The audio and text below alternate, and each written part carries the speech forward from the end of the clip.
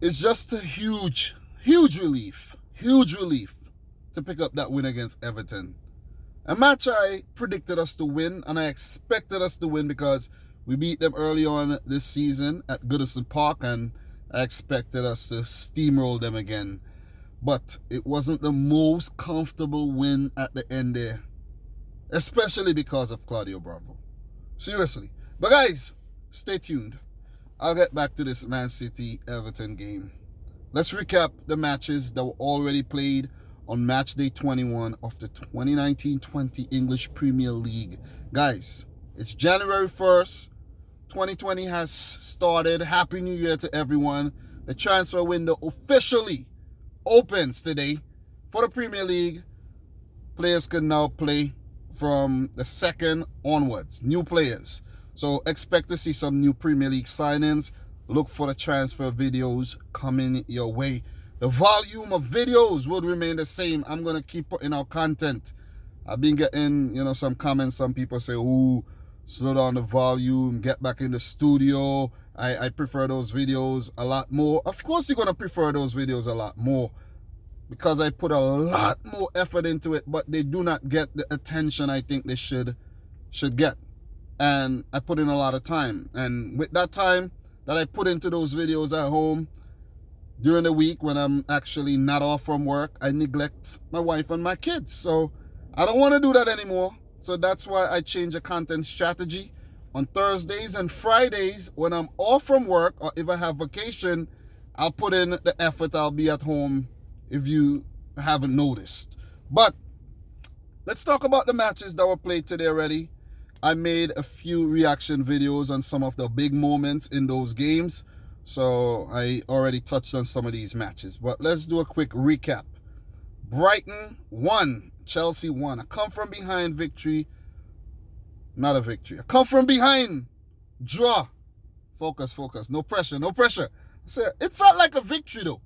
Matter of fact, you know what? It felt like a victory for Brighton. Because this is the first time ever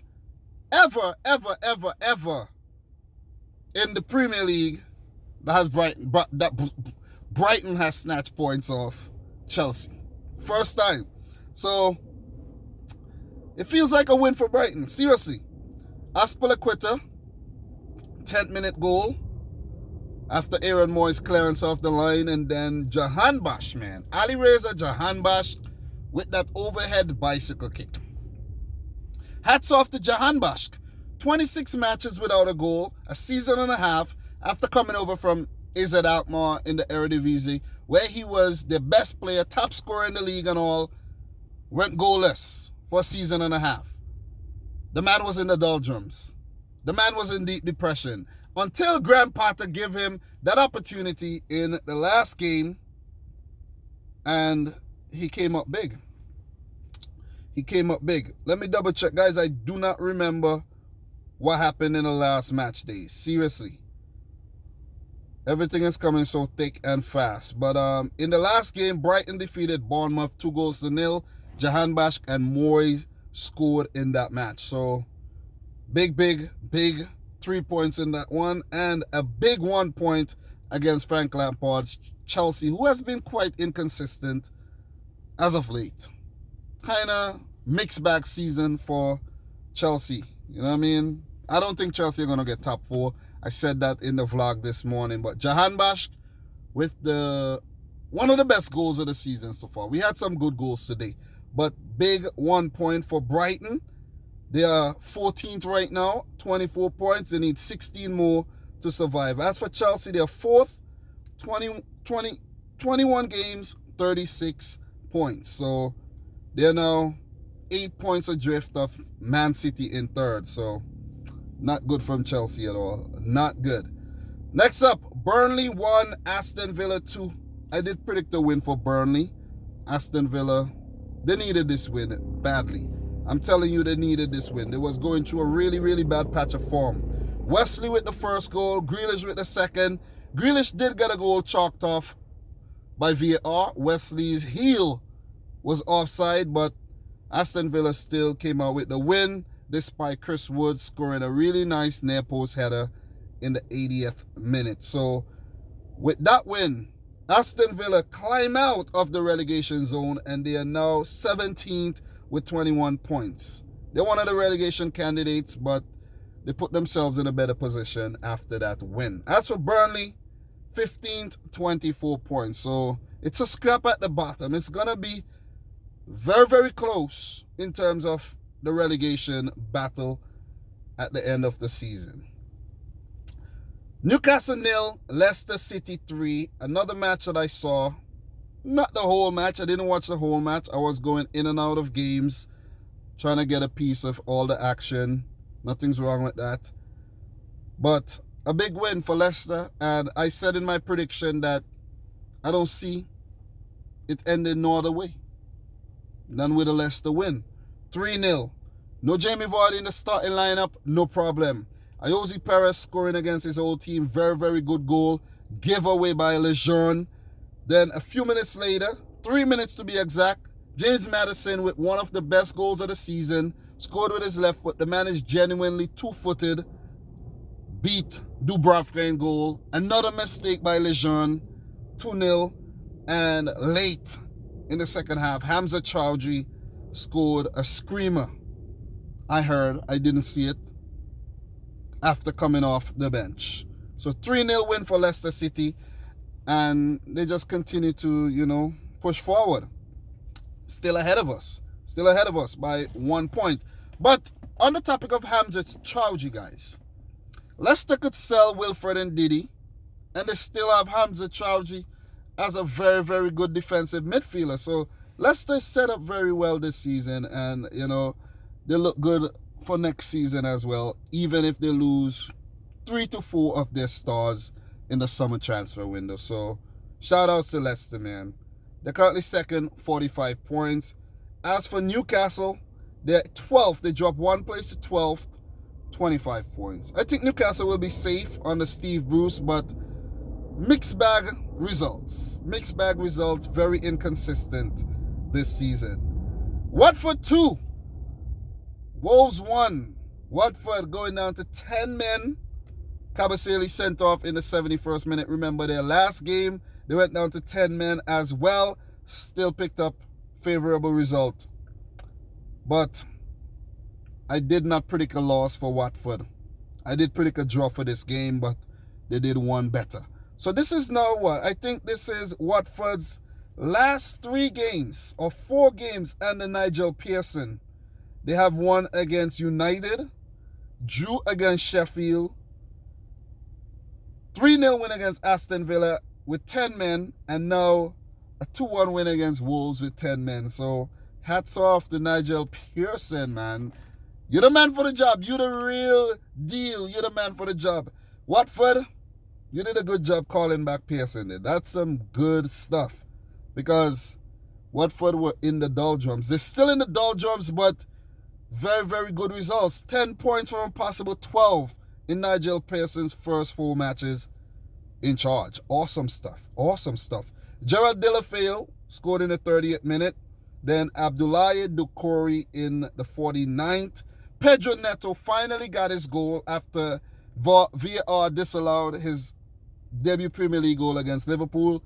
He got the goal against Watford, but it came in a losing cause. Kabasele, who has been one of Watford's best players this season, got sent off in the 71st minute. So the way it looks in the table right now, Watford 19th, 19 points, and they're 1 point behind Bournemouth. So Watford are looking to pass Bournemouth, and they're 2 points behind Aston Villa. So they're only 2 points outside the drop zone, 3 points behind West Ham, a further 5 points behind Burnley, Brighton, and Arsenal. Imagine that, guys. So, guys, I'm predicting Watford to survive. They're just going to keep their heads above water this season. I think they're going to be okay. They need 21 more points, though, before they're all right. So, I'm going for Watford to stay up. Are you going for Watford to stay up? Let me know in the comment section down below. Okay? Have a voice. Say something down below. Say something meaningful down below instead of some crap. You know what I'm saying? Gotta call out some of you guys on that. Say something meaningful. Southampton 1, Tottenham 0. big, big win. Ralph Hasenhuttl, big, big win. Inflicting another loss on Tottenham. So, in their last 3 games, Tottenham drew to Norwich, drew to Norwich 2-2, defeated Brighton, lost to Chelsea, defeated Wolves, lost to Bayern Munich, defeated Burnley, lost to Man United, and they defeated Bournemouth. So, since Mourinho took charge of Tottenham, mixed bag of results. They turned their fortunes around. They were like 14th. Now they're up a bit higher in the top 10. But going back to the old Pochettino ways again, it seems. Seriously. It seems like they're going back to the old Pochettino ways. 1-0. And guess who scored? The former Liverpool man, Danny Ings. Tyrone Mings' cousin, Danny Ings. I think that's 13 goals now this season for Danny Ings. So the man is on fire. The man has more goals than every single Liverpool player this season in the Premier League. Hats off to Danny Ings, man. Will he get a call up to the English national team for Euro 2020? You never know. He just might. With guys like Callum Wilson misfiring, Danny Ings might just take his spot. So big, big win for Southampton there. They needed this one. I don't think I predicted Southampton to lose this game. I think I predicted a draw at home, and they did one better with a win. So, Southampton are now up to 11th with 25 points. The Austrian knows how to do his thing. Remember, I think he was the man, I can't remember. I don't know if he was the guy who brought RB Leipzig up to the Bundesliga, but he was RB Leipzig's former manager, and he did big things with them as well. So, you know, he knows what he's doing, and you just have to trust the process sometimes. I tell you guys, you see me doing my thing, trust the process. I have my reasons why I do what I'm doing. Trust the motherfucking process, okay? All right? You saw what the Southampton board did? They trust Ralph Hasenhutl's process, and look at that. He's repaying their faith. 21 matches, 25 points, 11th. 11th. This is the Southampton we know. Not struggling in the relegation battle, okay? So, Danny Ings, man, hats off to you. Tottenham Hotspur, hapless in this game. Plus, they lost Harry Kane to injury, lost Ndombele to injury. So, they have some headaches. They have some headaches of their own. Next up, West Ham 4, Bournemouth 0. First match under David Moyes, man. Moyes is back with a vengeance. The players seem like they're happier now, you know what I'm saying? You have mans like Mark Noble scoring a brace. It was this morning I met the West Ham fan on the bus, and I'm asking him, what's up, man? How come Mark Noble is not playing? You need a man like Mark Noble to be playing. He's a Premier League veteran, Premier League legend, West Ham legend. Why is he not playing? You need the inspirational captain in the team. So that when the boys are down, you tell them to get back up. Get up and let's get this. Didn't have any leader in the team, and that's why they were losing game left, right, center, and back. And front. But now they smash Bournemouth. Hapless Bournemouth. You have a man like Sebastian Haller scoring, and he haven't been scoring for a while. Felipe Anderson scoring. So, hats off to West Ham, man. Seems like they're gonna stay alive, and David Moyes is gonna get that $2 million for keeping them up. Bournemouth, you just might be going down, man. Your cherries, all the cherries gonna get picked this season. Sorry, man. Sorry, but it might be the end of your Premier League run. Right now, West Ham climbed to 16, 22 points. Bournemouth dropped in the relegation zone in 18th, 20 points. So, shout outs to David Moyes. I said I didn't really too much agree with your appointment, but it is what it is. I have my opinions, and you just have to prove all your doubters wrong. And you did so in your first match. Simply put, shoot. The Arsenal-Man United game has started. I have to, catch that, but I'll catch it somewhere maybe 15 minutes in. Sorry, I have work to do. Norwich won, Crystal Palace won. Norwich, man, scored first to Cantwell, and you let him back in the game. Same like you let Tottenham back in the game. This would have been 6 points for you. You would have been close to the other teams, but still languishing behind. 20th, Cantwell with the 4th-minute goal, and then Connor Wickham, man. After a very long injury layoff, Connor Wickham has been putting in some good performances when Roy Hodgson decides to play him. He scored in the 85th minute, 1 point apiece. Palace has been very good this season. They're currently 9th, 28 points. And as for Norwich, last, 14 points. Norwich is going down. That one is going to happen. Final game, City 2, Everton 1. Gabriel Jesus with a brace, 51st and 58th minute. We played the first half like if we were playing a practice game for the Port Vale match in the FA Cup first leg. Seriously. Pep Guardiola rested a lot of the key players. Edison, not well, served his ban, but Bravo started. Fair to say that Bravo, he got a clean sheet in his last game there against Sheffield. But does he deserve to start? I think we should have played Scott Carson. Give Scotty C a game. Let Bravo watch. Just joking. But, Bravo pulled off a big save early on in the game from Seamus Coleman there. That's the best thing he did all game. He almost cost us to drop 3 or 2 points here. Seriously. But back to the lineup. Bravo, Cancelo at right back. Cancelo has been in the news, rumored to, be leaving the club.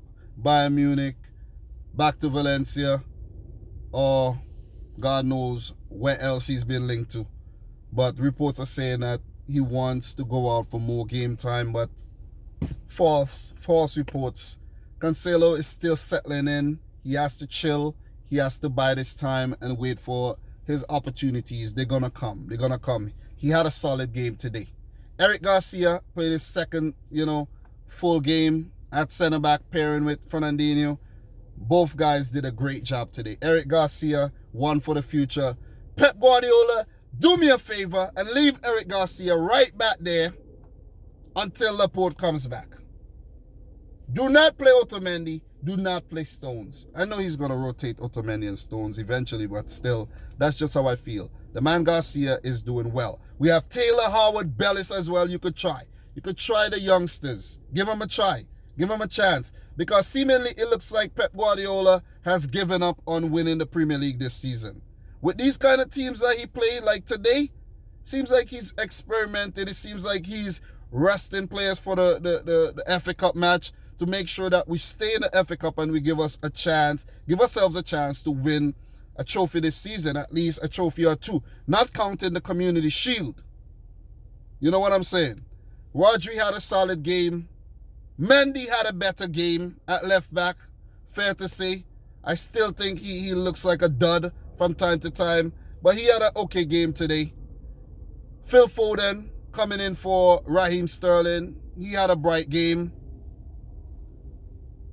Ilkay Gundogan, Kevin De Bruyne, these guys were solid. Class acts as usual. Mahrez, man, another brilliant game by Riyad Mahrez. And Gabriel Jesus, man of the match. He was exquisite. He's proven that he could be Aguero's long-term replacement. And whoever comes in as a center forward would have to be his replacement. So he's just trying to say that, listen, man, you don't need to sign a big striker to try to replace me. I'm good enough. That's what Gabriel Jesus is saying. It was a solid game in the second half. First half, we weren't up to pace and we were playing like we were basically Everton. That's how we played. No disrespect to Carlo Ancelotti and his team, but they didn't look up to pace today either. But we were looking like Everton. It looked like two Evertons were playing in the first half. But second half, Pep Guardiola gave his talk. The boys came out and they responded immediately. Mahrez, I think it was, or Gundogan set up the first goal. Let me refer to my notes here. Yes, Gundogan with the setup for the first goal and Mahrez with the setup for the second goal. And then disaster struck, and it almost cost us dropping points. Claudio Bravo, what are you doing? Claudio, oh Claudio, what are you doing? I had written down on my book here, I was going to give Bravo a big bravo. Like, bravo, well done. But Claudio, man, oh Claudio. Your name is Claudio, but you makes all the City fans so sadio. I had to flip the money thing, you know. Claudio, you makes me so sadio. But yeah, almost cost us the game. Big mistake trying to, just clear the ball away, man. Clear the ball away. He had a Benjamin Mendy moment. Passed the ball straight to the Everton player. Somehow ended up at Richarlison at the far post. He put it in, Everton back in the game. So, come on. We have to do better than that. Lapses in concentration all season has cost us to drop points, and more points. Seriously. Like all these games that we lost, maybe we shouldn't have lost any and drew. Maybe we should have been playing like we should have been up there with Liverpool this season. But you know what? Nah. We're languishing 14 points right now. 40. Let me double check. 11 points behind, and Liverpool has a game in hand. Liverpool actually has 2 games in hand. 2. Not 1, 2. Liverpool win both their games, they're going to go up to 61 points, and we'll be 17 points behind. So, oh my God. It's bad. We have been horrible this season, and I'm not going to hide to say it. But right now, in the Arsenal-Man United game, it's 0-0, 6 minutes in. I'm going to go catch that game, man. Just wanted to give my thoughts on the City-Everton match and all the other games. People always say, you talk about Liverpool only. You talk about Liverpool. People who say that, I'm afraid to say, you're stupid. I'm going to say it right now, you're stupid. Plain stupid. Because if you check the channel, you'll see a lot of other videos that you're not watching about a lot of other things that has nothing to do with Liverpool. And most of the times, Liverpool is in the title as a grab. And you won't understand that because you don't know anything about journalism or you don't know anything about, psychology. So goodbye. You don't have to watch the video if you have a problem. But guys, I'm your boy Dominic Rich. Just wanted to share my raw, uncut thoughts. I'll be in the studio tomorrow and Friday. Okay? For those of you guys who like the studio style videos with my professional grade camera. Seriously. I'm fed up with the bullshit. It's 2020. Seriously. But anyways, guys, Liverpool are still going to win the league. City for sure, I know we're going to come in second. Leicester third. Tottenham, they might scrape fourth. It's going to be a close race for fourth this season. But guys, let me go catch this Arsenal United game. I'll come back if there's any big moments. If not, I'll see you tomorrow when I talk about the Liverpool-Sheffield match. So, from your boy Dominic Rich, thank you for watching another long-ass video. And someone said that the videos are too long, and I'm like, oh my God. If you have short attention spans, don't watch the video. Simply put. Okay? Until next time, guys. Man, you know what? This is 2020. I'm done with the fuckery. Simple. If you don't want to watch, don't watch. That's your business. Okay? Guys, from your boy Dominic Rich, Happy New Year. Until my next video, peace out. Rich Squad.